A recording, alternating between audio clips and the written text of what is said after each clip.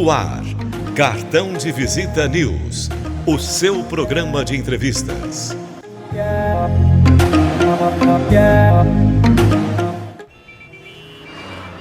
O ritmo acelerado da cidade não precisa ditar a forma como você vive.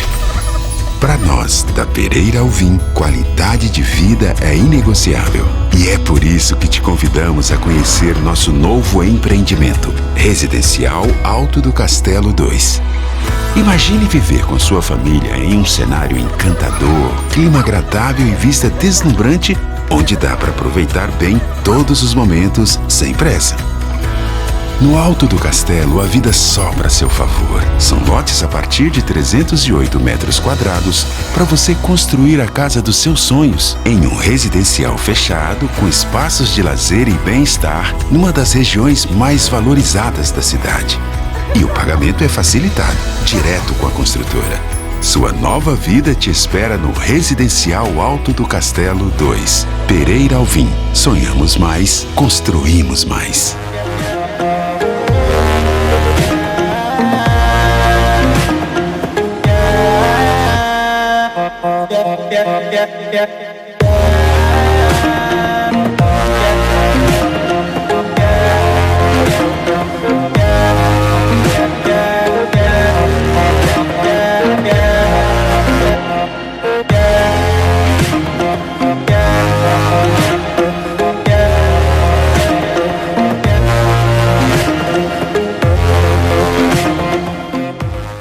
Cartão de Visita News, o seu programa de entrevistas.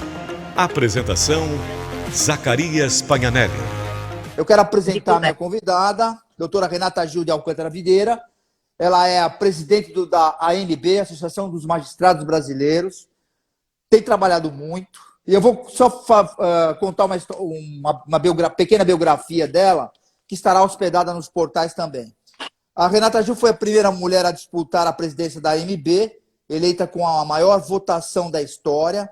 Não foi sua estreia como pioneira. Ela também foi a primeira mulher a concorrer e presidir por 2 mandatos a Associação dos Magistrados do Rio de Janeiro, a MAERJ, que eu tive o prazer de estar lá.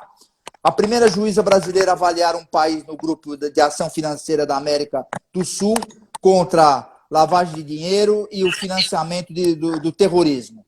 A primeira juíza estadual a participar da Estratégia Nacional de Combate à Corrupção e Lavagem de Dinheiro, no ENCLA, e idealizou no Rio de Janeiro a Central e Assessoramento Criminal, no CAC, CAC, né? No CAC, CAC, iniciativa reconhecida como modelo pelo Conselho Nacional de Justiça, que é o CNJ, que é o Conselho Nacional de Justiça, e é palestrante de cursos para juízes e promotores em Angola no combate à corrupção e lavagem de dinheiro.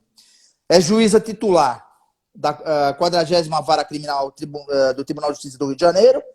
Ao longo da carreira, atuou nos casos de grande repercussão, como a herança da Mega Sena, de 2007, e a Operação Propina S.A., 2008-2009, que envolveu empresários políticos e fiscais de renda. Tem bastante coisa, doutora, mas de vez em quando eu entro para falar. Eu quero dizer também que agora, em 2018, ela ganhou o prêmio de diploma Mulher da Cidadã Carlota Pereira de Queiroz à Câmara dos Deputados, em 2021. Venceu o prêmio Faz Diferença do jornal O Globo, na categoria Mundo, pela coordenação da missão de acolhida às juízas afegãs ameaçadas pelo Talibã do Brasil. Esse é um grande assunto, e da onde veio tudo isso, essa iniciativa que eu acho um paradigma. Quer falar sobre isso primeiro? Vamos lá. Na verdade, esse resgate das juízas afegãs tem muito a ver com essa pauta que nós assumimos na AMB de proteção à figura feminina, de trabalho forte pela igualdade de gênero e também de combate à violência contra a mulher. Quando o Talibã assumiu Cabul, eu estava assistindo a televisão, o Jornal da Noite, que eu só consigo assistir pelas 11 da noite, e vi aquelas cenas bárbaras, né, das pessoas tentando entrar no avião e notícias de que as mulheres voltariam a ter que ter autorização para sair às ruas e seriam apedrejadas de novo caso cometessem alguma infração tida como negativa por essas forças milicianas, né, que a gente pode dizer assim, forças de organizações criminosas. E eu fiquei me colocando naquele lugar, porque já tinha notícias através da juíza Maria Domitila, que é a nossa diretora da MB Mulheres na MB, que juízas afegãs, desde maio, já vinham sofrendo ameaças do Talibã, mesmo antes dessa tomada. E fiquei pensando, poxa, elas viviam numa democracia, né, 20 anos exercendo as suas funções livremente, para onde vão essas mulheres? O que vai acontecer com elas? E me transportei para lá. Se fosse eu, imagina, eu ia ter que ficar trancada em casa, eu não ia mais poder exercer a judicatura, tudo aquilo que eu estudei, que eu construí, ia por água abaixo. Além do que, elas estariam realmente ameaçadas de morte num grau de risco supremo, que se já tinha um risco antes, imagine agora que elas estariam lá dominadas por aquelas pessoas que elas condenaram. Então, eu tive a ideia de fazer alguma coisa por elas e foi um encontro mesmo celeste, porque a Domitila já havia recebido um pedido de ajuda também humanitária de uma associação internacional de magistradas, aliás, a única que existe em termos mundiais, e nós, conjugados com essa associação, que é presidida por uma mulher também, a juíza Vanessa, que é uma juíza americana em Washington, nós preparamos toda uma operação de resgate. O resgate mesmo ficou a cargo dessa associação e a minha missão seria emitir os vistos humanitários digitais para elas, o que o Brasil não fazia. Então, eu tive que mobilizar todo o governo, Itamaraty, descobrir, através do deputado Aécio Neves, que preside a Comissão de Relações Exteriores da Câmara, que era necessária uma portaria interministerial entre Ministério da Justiça e Ministério das Relações Exteriores. E essa portaria estava há muito tempo para ser emitida com relação a outros refugiados. Nós fizemos o pedido. Eu fui despachar pessoalmente com o embaixador, fui despachar pessoalmente com o ministro da Justiça, e a portaria foi expedida em uma semana. E é muito interessante que os termos da portaria, eles são exatamente os termos do pedido que a MB fez, né, em todas as nas suas nuances e seus contornos, exatamente para propiciar esse resgate de afegãos. E o presidente da República também, quem eu procurei, eu pedi esse apoio porque eu precisava da Casa Civil e precisava do Ministério da Defesa, porque não sabia em que condições elas chegariam ao Brasil, se elas estariam sendo monitoradas, né, se elas estariam ameaçadas. Então, numa grande operação que durou 2 meses, para montagem, né, de local de recebimento, emissão de documentos, além dos vistos, elas precisavam dos documentos no Brasil para transitarem tudo, e mais como elas se sustentariam. Então, nós também mantivemos contato com alguns parceiros da MB que fizeram as doações, e o principal deles foi a Fundação Banco do Brasil, que nos deu toda a estrutura de montagem de uma conta bancária. Todas elas chegaram aqui com contas bancárias, a gente conseguiu CPF, tudo num tempo muito recorde, em razão desse apoio que nós tivemos. E a Casa Civil, né, o ministro da Casa Civil, que colocou toda a sua equipe à nossa disposição, nos ajudou com a entrada no país, através de contatos com a Polícia Federal, contatos com o Ministério das Relações Exteriores nessa parte de imigração, e nós conseguimos, então, e muito assim, sigiloso tudo, né? Porque nós não podíamos nem saber do dia que elas sairiam e de que país elas sairiam. Então, cada dia eu recebia uma notícia da Vanessa, a gente fazia reuniões online, né? E nessas reuniões a Vanessa falava, olha, elas podem sair pelo Uzbequistão. Não, agora elas vão sair pelo Paquistão. Agora elas vão sair e vão chegar na Turquia. Outras vão chegar na Grécia. Bom, isso tudo aconteceu em 2 dias. Eu recebi a notícia e desloquei toda a minha equipe para o aeroporto de Guarulhos.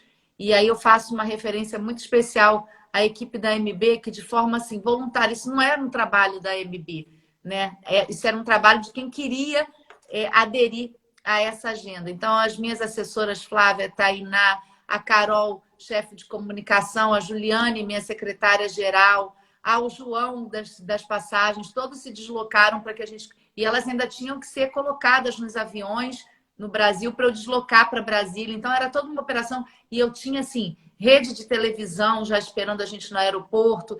E eu pedi, né, que a gente tivesse o maior sigilo, porque elas chegaram muito intimidadas, chegaram muito assustadas. A gente conseguiu passar por todas essas barreiras, esses bloqueios, saímos sigilosamente, mas ficamos dois ou 3 dias no aeroporto, passando muito frio, muito ansiosos, porque a gente não sabia que pessoas eram essas.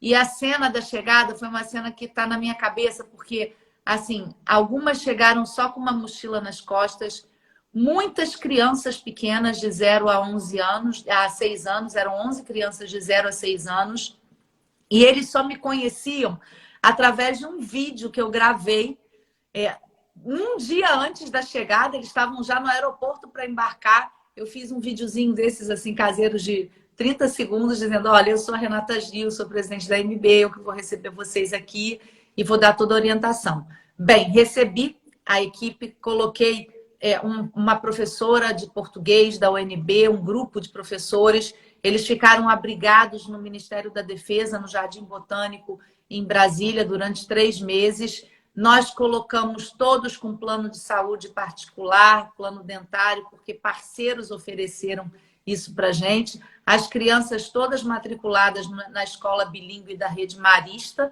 que também voluntariamente, porque era uma situação de refúgio, nos ofereceu as vagas. Assim, uma grande corrente do bem, né, se formou.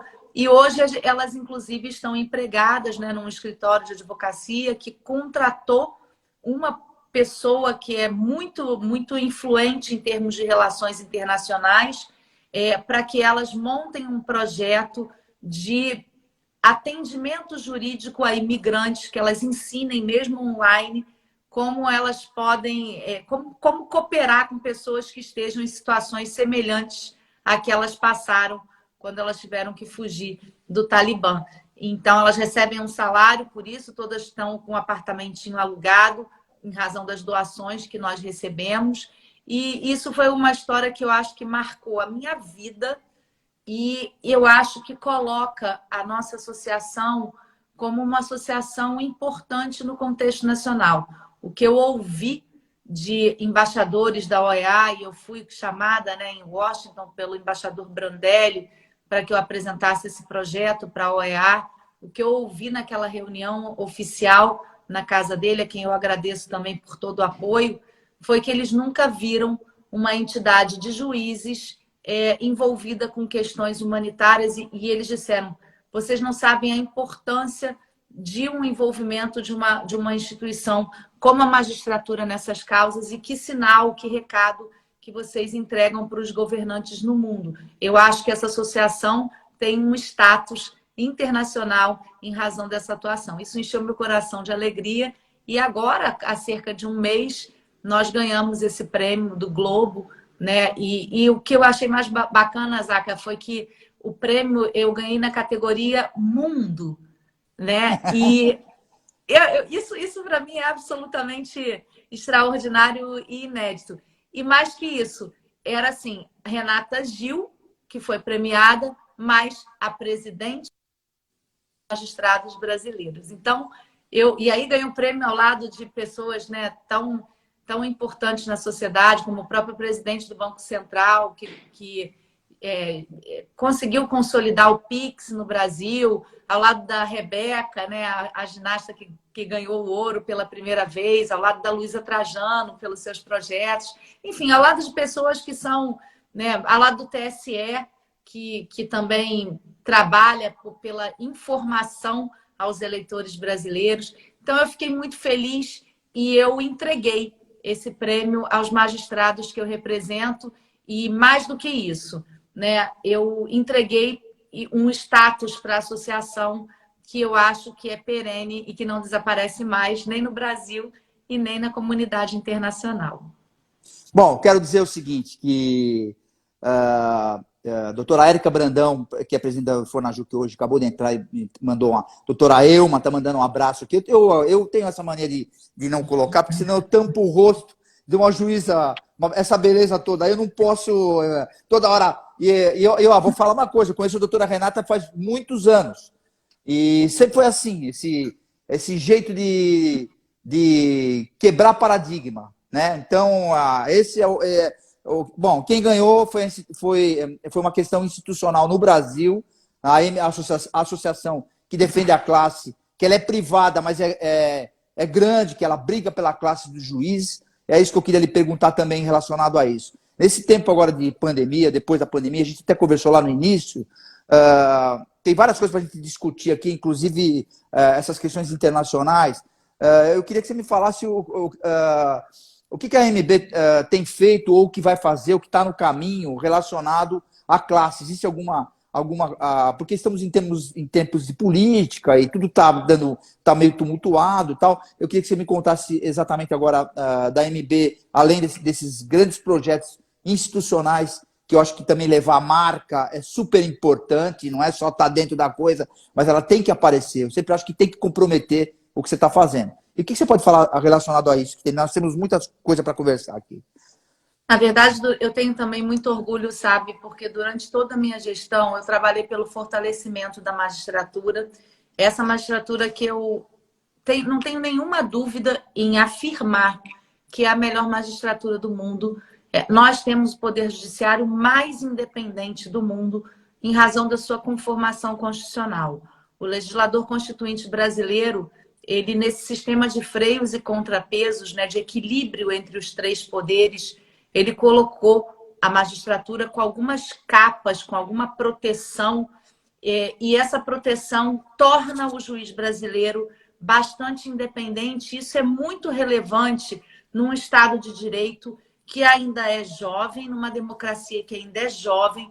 Então, eu acho que foram visionários os legisladores constituintes ao colocar dentro da Constituição todas as prerrogativas da magistratura. Isso não é assim em todos os países. E quando é assim, a Constituição é tão frágil desses países que é possível que se altere essa conformação constitucional. Quando eu ouço, né, alguém falando assim, o juiz deu uma canetada e mudou alguma coisa, né? E aí eu fico pensando, nossa, não é uma canetada, né? Aquele juiz, ele é independente para julgar de acordo com a convicção dele, com as leis do país, ainda que isso interfira, que isso atrapalhe o poder econômico, o poder político, crie desconforto nessas relações, sempre pautado na lei. E essas decisões pelo nosso sistema processual constitucional, porque eu acho que toda a nossa legislação, ela não é uma legislação infraordinária, ela é sempre uma legislação constitucional, porque todo o nosso processo tem base constitucional. Eu sempre falo isso, tanto é assim que todas as questões acabam chegando ao Supremo Tribunal Federal, mas eu acho que esse juiz é tão independente e o sistema é tão perfeito que a qualquer momento essa decisão pode ser reformada se ela tiver alguma violação. Então isso não gera nenhum perigo, nenhum prejuízo para qualquer pessoa da sociedade. Eu tenho, durante esse meu mandato todo, esse trabalho que eu faço social, né, com relação à proteção às mulheres, com relação à proteção do ser humano, porque ao fim e ao cabo é isso que a gente está discutindo, eu trabalho paralelamente o fortalecimento da magistratura em termos internacionais e eu tenho pedido uma reavaliação do ranking brasileiro, porque eu compreendo que os parâmetros que foram utilizados para essa classificação internacional não são fidedignos com a realidade brasileira. Nós temos uma legislação no Brasil muito moderna, seja ela processual ou material, que é alterada muito tranquilamente de acordo com a evolução da sociedade. Nós temos, agora, durante a pandemia, a gente teve a alteração de toda a lei empresarial, a gente teve várias alterações importantes em tempo recorde, porque o nosso parlamento está bem, assim, consoante com a vontade popular nesse sentido. Então, eu tenho trabalhado pelo fortalecimento da carreira e internamente pela reestruturação da carreira. E aí eu já falo um pouco sobre a PEC 63, que foi tão discutida pelo presidente Rodrigo Pacheco. Essa PEC que cria, né, a reestruturação que foi retirada com a emenda constitucional 45, ela é muito relevante para que o juiz que entre na carreira agora tenha o mesmo estímulo para continuar adjudicando até o meio, até o final da carreira, para a gente não ter aposentadorias precoces, não ter juízes cooptados para o mercado privado. Porque no mercado privado, Zacarias, não há teto remuneratório. Então, esse magistrado, que é muito qualificado, e no Brasil ele passa por um concurso de provas e títulos muito rigoroso, né? O que não acontece em outros países. Em outros países o juiz é votado. Eu agora mesmo estive há pouco tempo em Londres e percebi que a magistratura de lá é toda retalhada, ela é cheia de degraus, né? O juiz não é concursado como nós somos aqui no Brasil. Esse magistrado, pela qualidade técnica dele, e acadêmica, ele acaba sendo cooptado pelo mercado se esse salário não for bom e se a carreira não tiver nenhum estímulo de degraus. Então, nós estamos restabelecendo esses degraus e eu tenho muito orgulho de dizer que isso aconteceu na minha gestão e por impulso da MB. Nós é que retiramos esse processo da gaveta do parlamento. Há 17 anos essa reestruturação já vinha sendo discutida e não saía do mesmo lugar. Nós conseguimos avançar bastante até o ponto do presidente Rodrigo Pacheco dizer que votaria, né, até antes do recesso. Nós ficamos aguardando até agora o início de julho essa votação, mas temos muitas esperanças de que ou agosto ou logo em seguida ao pleito eleitoral a gente tenha a aprovação desse instrumento, desse mecanismo que vai ser relevantíssimo para a magistratura do futuro. E paralelo a isso, o que muita gente não discute, mas eu tenho coragem de discutir também, nós precisamos restabelecer a aposentadoria integral para a magistratura. E eu vou te explicar por quê. Nós temos a aposentadoria integral para um grupo grande, né, de juízes que são juízes antigos, como eu, que tenho 24 anos de carreira, e os novos já não têm. Esse é mais uma forma de cooptação desse juiz novo, que é preparado também, que também tem perspectivas de vida, para o mercado, se ele não tiver aposentadoria integral. Porque o nosso salário já tem teto. Ele depende de um reajuste que não acontece anualmente como a Constituição prevê. A gente está sem reajuste desde 2018. Como é que esse juiz vai continuar na carreira com esse mesmo salário, com todas as expectativas que ele tem de vida, se ele daqui a pouco se aposenta ainda com um teto, né, de 5 mil reais? Totalmente desmotivado. Totalmente desmotivado. Então, esses mecanismos estão sendo retirados, assim, sabe, da magistratura. É uma reforma administrativa que vem e quer mudar, é uma reforma da Previdência, como aconteceu, é uma falta de votação da nossa reestruturação. Eu coloquei isso tudo para rodar e acho que nós vamos ter, né, alguma boa notícia. Em breve, a gente teve um problema da pandemia, isso atrapalha um pouco, porque o país tem realmente enfrentado uma grande dificuldade com os seus famintos, né? São mais de 30 milhões de pessoas com fome, abaixo da linha da pobreza, e basta você andar por São Paulo. Eu mesmo no outro dia fiquei tão assustada, né? Com tantas barracas de acampamento nas ruas, tantas pessoas dormindo ali no centro de São Paulo, lá em frente àquele prédio lindo do colégio. A gente não pode nem andar muito ali, né? Porque está perigoso. Porque essas pessoas são pessoas que não estão sendo olhadas, não estão sendo observadas pela sociedade, estão invisibilizadas. E a gente sabe que, nesse contexto, é difícil avanços para o serviço público. Mas eu também, sabe, Zaca, e já te devolvo a palavra, eu defendo muito o serviço público brasileiro. Eu tenho muito orgulho de ser servidora e tenho muito orgulho de ombrear o meu trabalho com servidores maravilhosos, não só do judiciário, mas como dos tribunais de contas. A gente tem uma controladoria da União tão perfeita, a advocacia da União, que atua em todos os setores no governo. Eu conheço, tenho amigos advogados da União maravilhosos, procuradores da República, promotores, defensores. Enfim, a gente tem uma gama de servidores, né? Servidores do Legislativo. Nossos consultores do Legislativo são tão preparados, são tão técnicos. Eu converso com eles quase todas as semanas. Então, a gente precisa valorizar o serviço público brasileiro e não é ele o vilão das contas públicas, né? Os vilões das contas públicas, nós sabemos, são a sonegação de impostos, são as emendas parlamentares que não são vistas, que a gente não vê diretamente a aplicação desses recursos. Então, a gente tem que sair dessa falácia, né, de que o serviço público é o vilão. Ao contrário, o serviço público tem sustentado o Estado de Direito. Bom, eu tenho tanta coisa para te perguntar. Nós estamos no meio de um tumulto aí jurídico, né? E quem falava muito lá atrás, isso eu sempre repito, era o Diomir Betting, quando trabalhava comigo no Grupo Bandeirantes.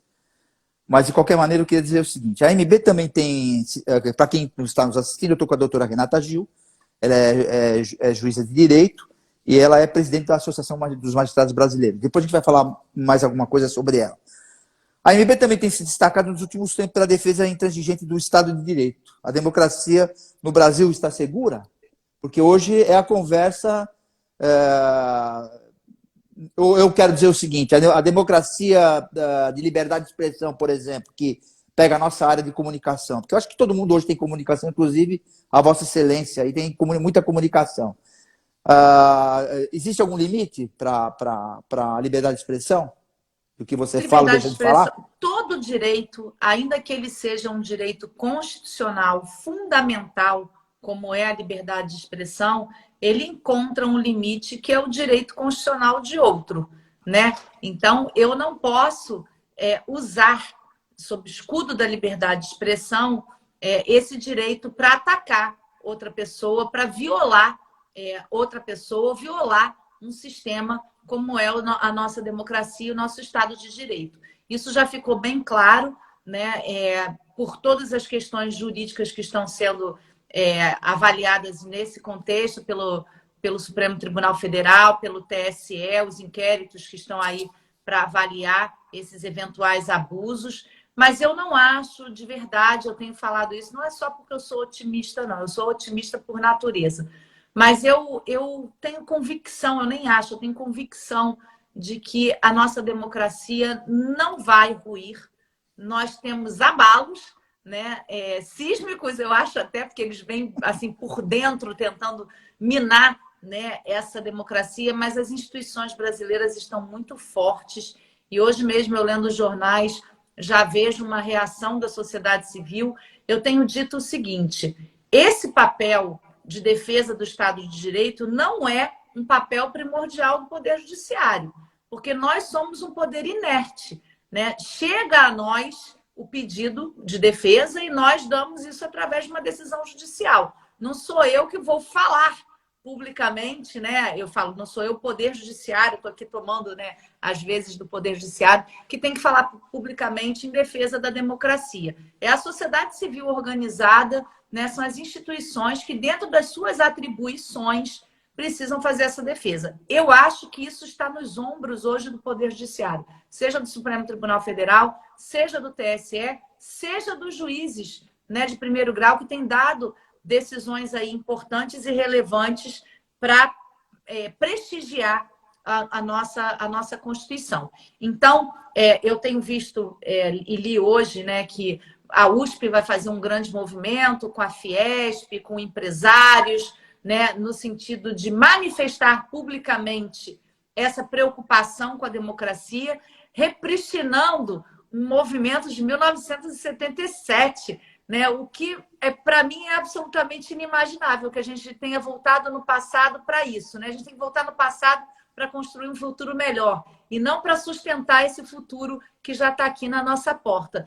Então, eu acho que esse é um papel que não é do Poder Judiciário. Repito, nós só estamos atuando nessa seara por conta das demandas que nos chegam. Às vezes as pessoas falam assim, mas você não acha que o ministro não podia se manifestar sobre isso? Eu falei, olha, eu acho que ele não pode guardar na gaveta, né? Porque se chegou um processo lá de um partido político, de uma entidade pedindo uma atuação pelo nosso sistema, né? A gente tem em outros países o non-liquid, né? Que você aguarda o momento certo para avaliação daquela questão. No Brasil não é assim. O Brasil tem um princípio constitucional que é o da inafastabilidade da apreciação judicial, esse nome gigante, mas significa o seguinte, chegou na mesa do juiz, ele tem que decidir. Então, essas questões, como o ministro Barroso tem dito, né? No outro dia eu assisti uma palestra maravilhosa dele no Fórum de Lisboa, organizado pelo ministro Gilmar Mendes. Eu ia palestrar sobre essa questão do gênero e ele estava palestrando sobre eventual ativismo judicial. Ele disse que o Supremo só praticou ativismo judicial em 2 ocasiões, né? Uma delas foi no reconhecimento do direito dos homossexuais em casar, né? Em ter a sua união reconhecida formalmente, oficialmente. mas ele diz que, na verdade, o que acontece é um demandismo judicial, né? As pessoas estão recorrendo ao judiciário para toda e qualquer coisa nas suas vidas. E aí, o judiciário é tido como um poder que atua demais em todas as searas. A gente tem decidido questões interna corporis da Câmara dos Deputados e do Senado Federal, e aí as pessoas falam assim, mas isso é matéria interna deles, a gente não pode decidir. Mas o judiciário tem que dizer, olha, eu não vou falar sobre isso porque isso é matéria interna corporis. Aí a gente, quando fala isso, é interpretado como omisso, né? Então, essas questões precisam ser melhor debatidas pela sociedade. Em resumo, eu acho que esse movimento de defesa da democracia é um movimento de toda a sociedade, de todo cidadão brasileiro, que hoje está nas costas do judiciário em razão dessas demandas judiciais, e se chega a nós vamos cumprir esse papel, sim, de defesa. Eu, como entidade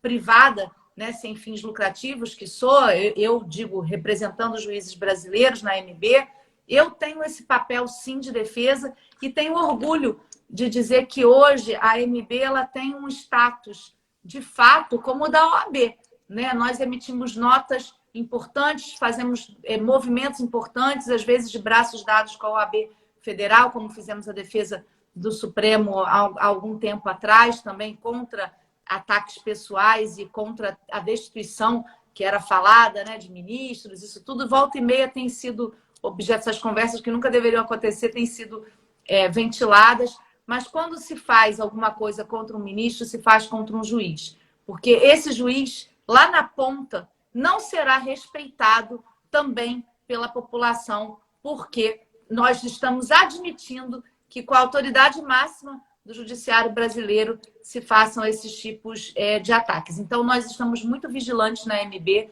e nossas notas têm sido muito relevantes. Eu recebi várias ligações telefônicas, né, de pessoas importantes no Brasil, de pessoas que já atuaram politicamente no Brasil, elogiando a nossa atuação, os termos da nossa nota, e as pessoas que estão envolvidas no judiciário também agradecendo pela proteção do Estado de Direito.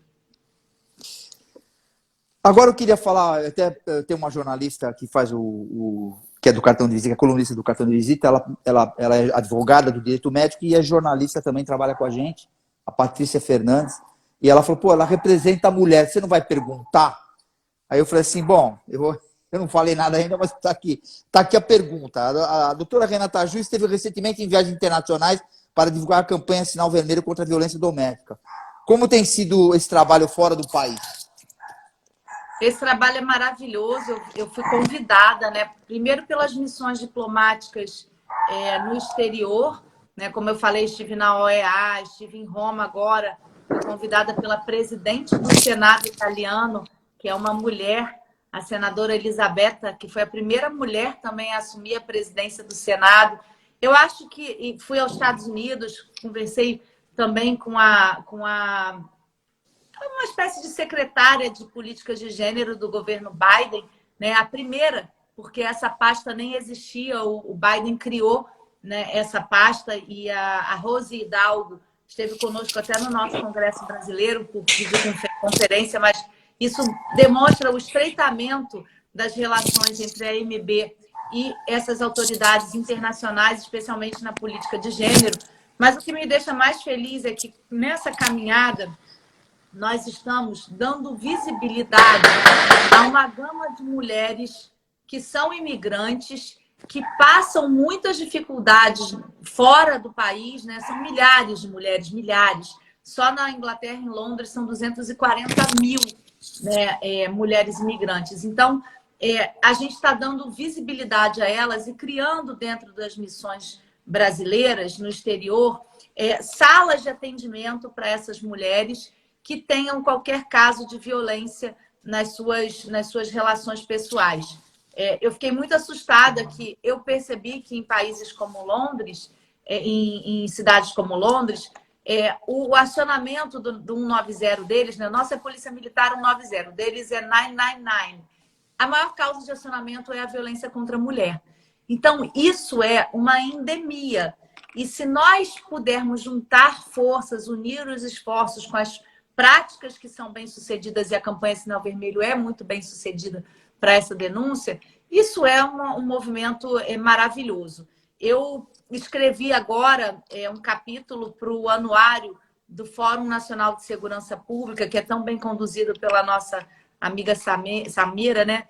E eu fiquei muito feliz com o resultado desse anuário que foi apresentado agora há pouquíssimos dias. A gente já teve uma redução de 1,7% nos feminicídios, a gente teve um aumento exponencial nas medidas protetivas aplicadas, o que indica que o judiciário brasileiro, nessa parte, é muito atento, né? Não é a falta de medida protetiva que gera a morte de mulheres, é a falta de fiscalização, porque as protetivas já estão sendo aplicadas há muito tempo pelo judiciário. E até houve uma alteração, abrindo um parênteses aqui, eu já volto com isso, houve uma alteração da lei, conferindo aos delegados a possibilidade de aplicação de medidas protetivas, ao argumento de que nós estávamos retardando na aplicação dessas medidas.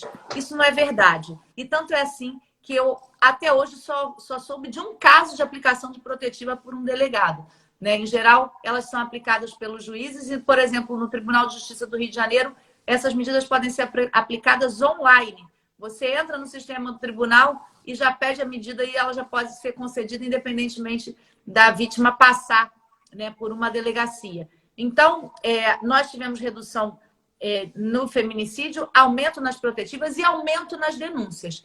Isso está diretamente vinculado às campanhas que foram feitas e eu tenho orgulho de dizer que diretamente vinculada à campanha Sinal Vermelho, porque foi a única política pública nacional que aconteceu do ano passado para cá, né? Quer dizer, já tem 2 anos que nós fizemos, de 2020 para cá. Então, eu acho que isso reflete já nos números e a gente tem que dividir essa política pública linda com outros países. Eu também ouvi, né, dos embaixadores e das ONGs e outras entidades que nos visitam quando nós estamos em outros países, que eles nunca viram a aprovação de uma política pública em proteção à mulher de forma tão rápida como aconteceu o pacote Basta, né, que continha a Sinal Vermelho, essa lei 14.188, foi aprovada em apenas 4 meses. Eu atuei pessoalmente, tanto na Câmara, como no Senado, como na sanção. Eu fui à presidência da República, fui convidada pelo presidente, e naquela solenidade, quem falou, inclusive, fui eu. Ele nem quis falar e falou: doutora Renata, a senhora tem a palavra para explicar a importância dessa lei para o Brasil. E nesse meio, né, dessa sanção, dessa lei, tinha um mecanismo que eu acho que é relevantíssimo e que vai fazer muita diferença para o futuro das mulheres brasileiras, que foi a aprovação da criminalização da violência psicológica. Esse texto estava há 7 anos na Câmara, nós trouxemos ele para o pacote Basta com uma redação diferente, que nós, na AMB, eu mesma escrevi com as minhas assessoras o texto desse pacote Basta, dessa criminalização da violência psicológica, e com muito acordo entre esquerda, direita e centro no parlamento brasileiro, nós conseguimos aprovar. Esse é um mecanismo que vai salvar muitas vidas das mulheres, porque a gente sabe que a violência psicológica, a gente sabe que o stalking, que é aquela perseguição obsessiva, são passos anteriores para uma violência mais severa, né, que gere, por exemplo, uma severidade, como aconteceu com a Maria da Penha, né, de ficar paraplégica, ou até mesmo a morte, né, como aconteceu com a juíza Viviane, que foi assassinada na frente das suas 3 filhas pelo seu esposo. Então, todos os dias a gente assiste na televisão. Outro dia me falaram assim: nossa, mas todo dia tem um caso, né, de violência. Eu falei: graças a Deus a gente está assistindo isso na televisão, porque até pouquíssimo tempo atrás a gente não ouvia, né, a imprensa não gostava de trazer essa pauta negativa, e vocês são jornalistas, vocês sabem disso. Não é praxe. Não é praxe, mas agora é. Né? E os casos são mostrados, e é mostrado o agressor, a figura dele, ele sendo preso. Então, isso é muito importante para dissuadir, né, outros agressores que tenham essa vontade de praticar violência contra a mulher pela sua qualidade de mulher. E eu tenho dito também, Zacarias, eu tenho feito muito esse trabalho com pessoas. Eu todos os dias eu almoço e janto com alguém, né? E em grupo, todos os dias da minha vida.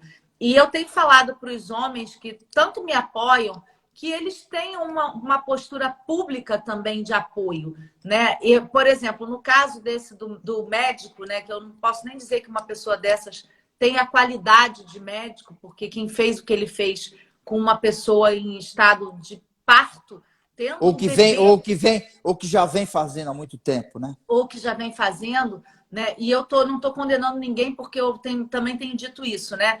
Vamos esperar o processo, né? No Claro. Brasil existe justiça, né? Mas pelos vídeos que foram apresentados, né, que são bárbaros, a gente vê que as pessoas, os homens falam assim, nossa, mas isso aí é asqueroso, nossa, que coisa horrível, eu estou impressionadíssimo com isso. Aí eu disse, quantos de vocês comentaram nas redes sociais que vocês frequentam, ou no grupo que vocês frequentam, que vocês acham isso um absurdo, que a defesa da mulher tem que ser permanente, que a gente tem que proteger as mulheres, nananana. Ninguém.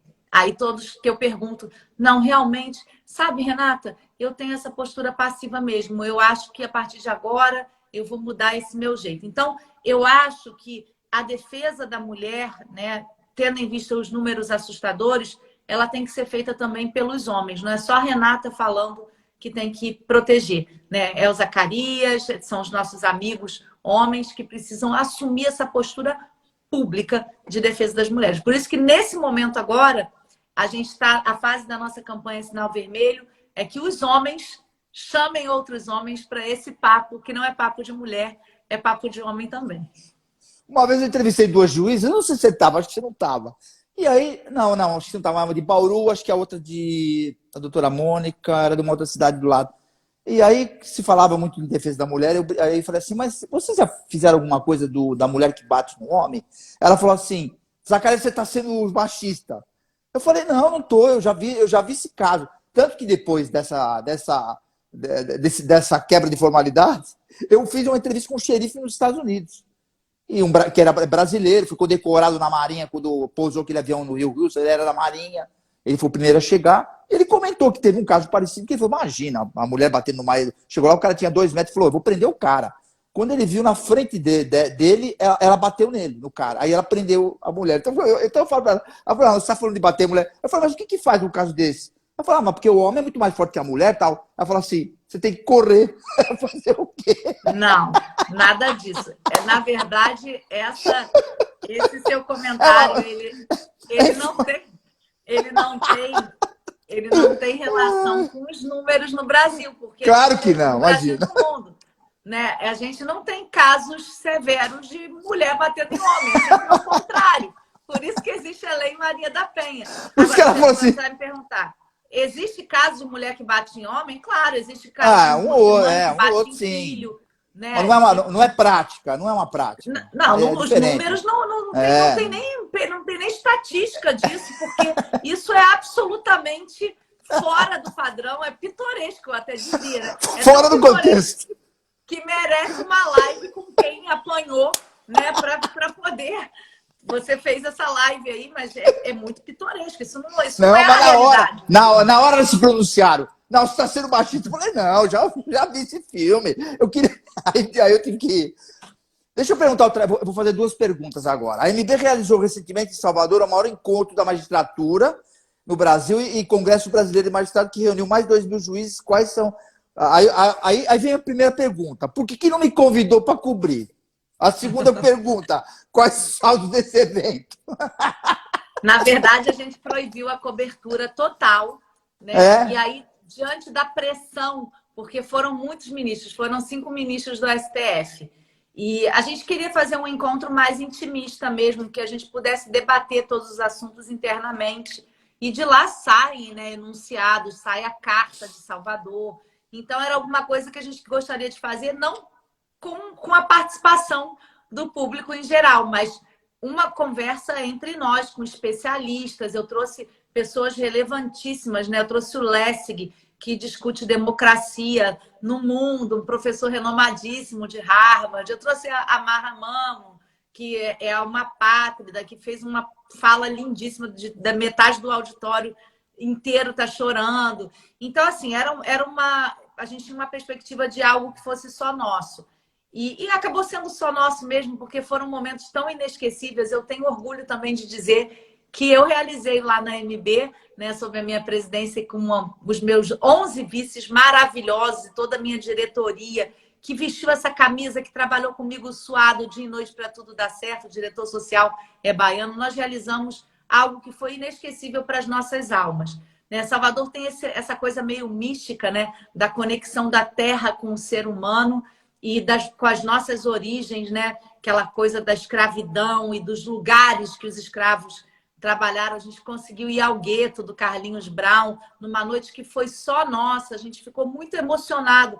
Por onde eu tenho passado aí pelo Brasil, né, nas posses dos juízes novos, nas conferências que eu tenho feito, as pessoas me pegam pelo braço e falam assim: Renata, eu vivi no Congresso Brasileiro o momento mais emocionante da minha vida, que foi aquela ida ao gueto e as palestras que eu assisti, né, das autoridades que você trouxe internacionais. E foi um momento de reafirmação também dos nossos valores constitucionais. Eu fiquei muito feliz com a fala do ministro Fachin, com a fala do ministro Alexandre, o envolvimento que ele pediu da magistratura eleitoral nessa seara, né, que a gente está em véspera de eleição. Esse trabalho dos juízes eleitorais ele é muito cansativo, porque a gente tem que inseminar a urna, fiscalizar lacre, ver se as urnas estão indo para o lugar certo, ver se as instalações das escolas, às vezes a gente tem escola, né, na comunidade rural, não tem energia elétrica que sustente, né,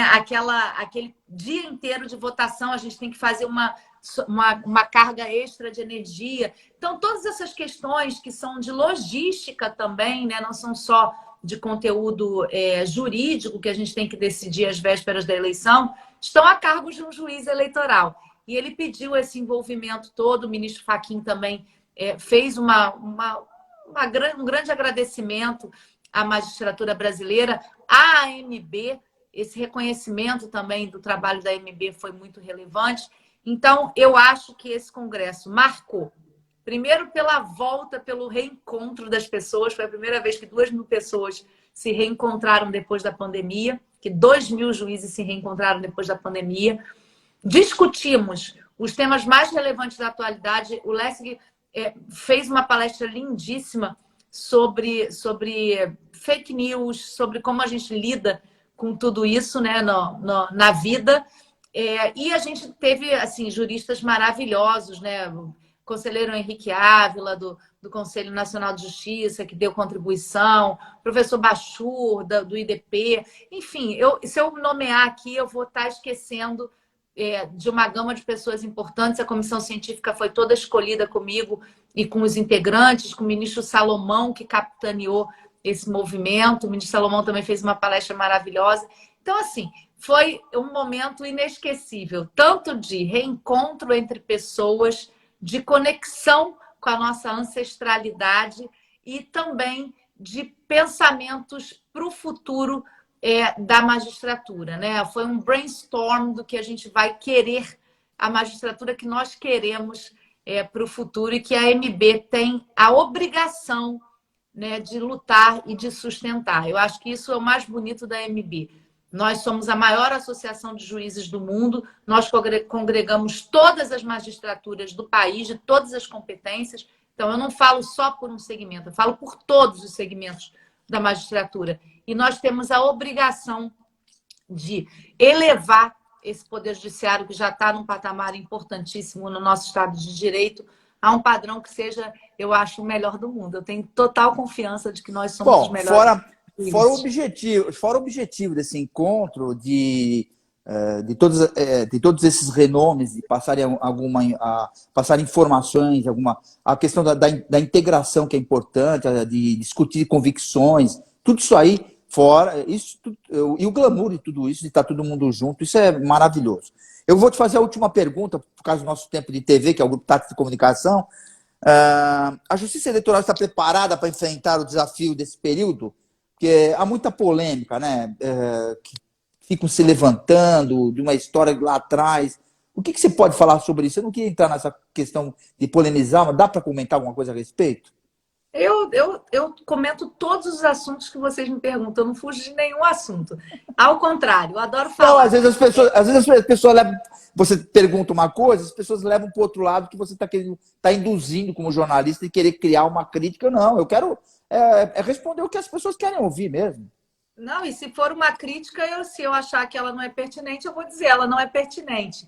Mas eu sou muito aberta a críticas, a elogios e a comentários. Eu acho que a gente tem que estar sempre esclarecendo as pessoas e mostrando o ponto de vista da classe que eu represento.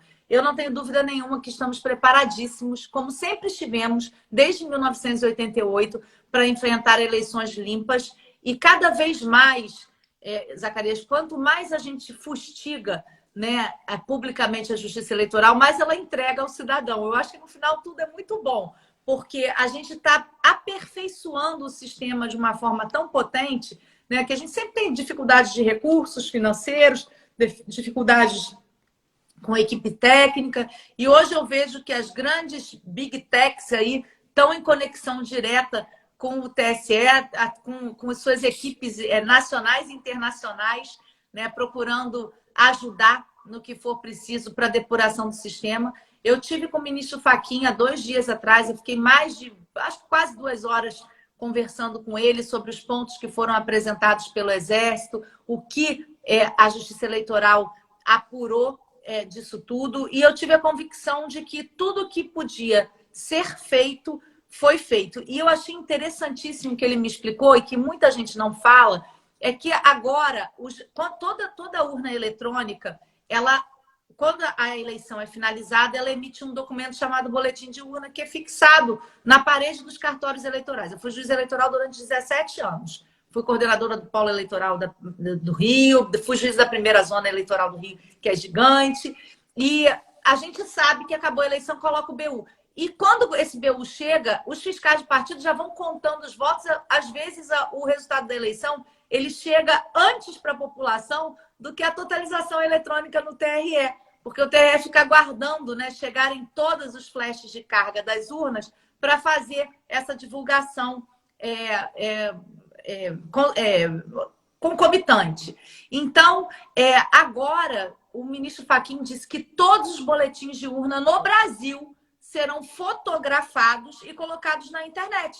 Então, quem quiser, imediatamente, não precisa de votação paralela, não precisa de nada, imediatamente você vai ter acesso ao boletim de urna. Por exemplo, eu que sou da zona eleitoral, do 124ª zona eleitoral de Niterói, que é o meu município, que é onde eu voto. Eu vou ter lá, na internet, todos os boletins de urna daquela zona eleitoral fotografados.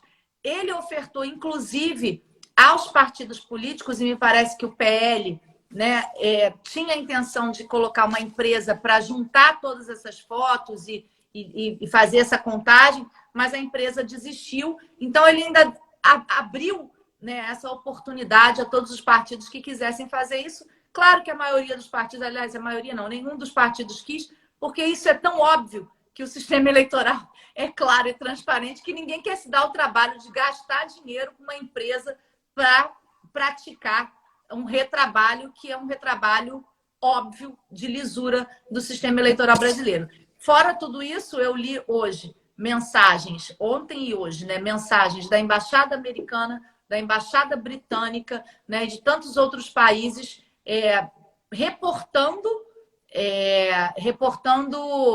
falas oficiais dos governos desses países no sentido da lisura do nosso processo eleitoral. Nosso processo eleitoral não é conduzido pelo TSE lá em cima, é conduzido pelos milhares de juízes brasileiros nas zonas eleitorais que fiscalizam aquilo o tempo inteiro, né? O TSE dá as regras, né? O próprio ministro Fachin me disse que ele foi o ministro que mais fez resoluções em termos eleitorais nos últimos tempos.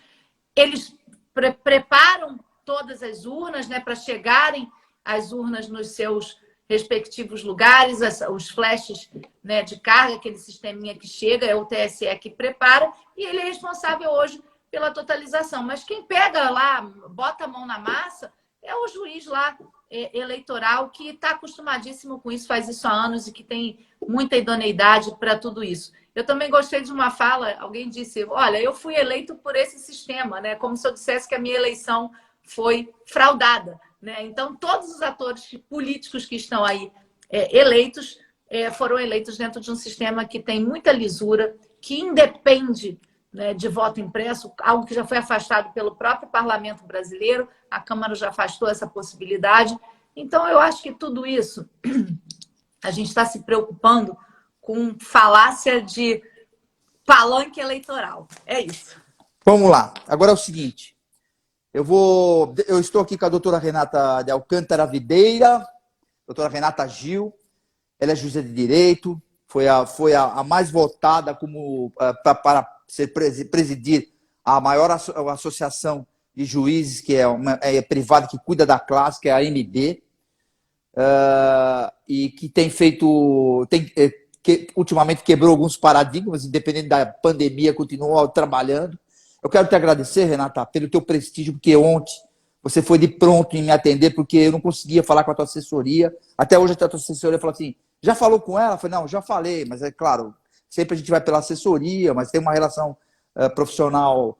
Então, foi de grande valia, isso vai para o Grupo Tátil de Comunicação e suas multiplataformas, estamos no ar. Vamos para 25 portais do Brasil, estará hospedado no Cartão de Visita News R7, que é o objetivo, e no YouTube, né, Cartão de Visita News. Vou lhe fazer a última pergunta e vou encerrar literalmente. Doutora Renata, muito obrigado pela tua beleza. Obrigado por ter me convidado para ir para Salvador, viu? Adorei, foi ótimo, foi ótimo. Na próxima vez eu te pego, pode deixar. Para quem você entrega o seu cartão de visita?